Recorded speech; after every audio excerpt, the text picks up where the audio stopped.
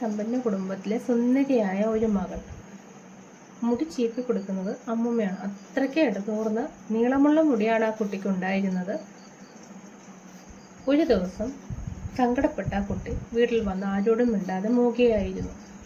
കഴിക്കുക ഒന്നും ചെയ്ത് മാറിയിരുന്നു.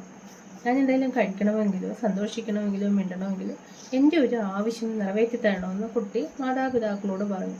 അവരത് സമ്മതിച്ചപ്പോൾ തൻ്റെ തലമുടി മൊട്ടയടിക്കണമെന്ന് ഈ കുട്ടി മാതാപിതാക്കളോട് പറഞ്ഞു. ആദ്യമൊന്ന് പകച്ചുവെങ്കിലും മാതാപിതാക്കൾ സമ്മതിച്ചു. അതിനുള്ള കാരണം സമ്മതം കിട്ടിയ ശേഷം ഈ കുട്ടി പറഞ്ഞു. പാവപ്പെട്ട വീട്ടിലെ ഒരു കുട്ടി ആ ക്ലാസ്സിലുണ്ടായിരുന്നു. ആ കുട്ടിക്ക് ആകെയുള്ള കൂട്ടുകാരി സമ്പന്ന കുടുംബത്തിലെ കുട്ടിയായിരുന്നു. മുടി കുറച്ച് നാളായിട്ട് പൊഴിഞ്ഞു ഇപ്പോൾ തീരെ ഇല്ലാതെ മൊട്ടയായി തീർന്നു. അതിനുള്ള കാരണം ക്യാൻസർ രോഗത്തിൻ്റെ ട്രീറ്റ്മെൻറ്റ് ഭാഗമായിട്ടാണ് ഈ കുട്ടി മൊട്ടയായത്.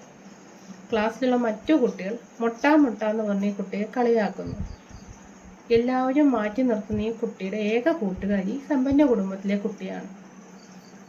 ഈ കുട്ടിക്ക് കൂട്ടാകാൻ വേണ്ടിയിട്ടാണ് ഇത്ര ഇടതൂർന്ന മുടി വെട്ടിക്കളയാൻ ആരും നിർബന്ധിക്കാതെ സ്വന്തം മനസ്സിൽ തോന്നിയ സഹാനുഭൂതിയാണ് ആ കുട്ടിക്കുണ്ടായത്. അപ്പോൾ നമ്മുടെ കുട്ടികൾക്ക് ഏറ്റവും വലുത് മനുഷ്യത്വവും മറ്റുള്ളവരെ സഹായിക്കാനുള്ള സഹാനുഭൂതിയും ഉണ്ടാകുക എന്നുള്ളതാണ്.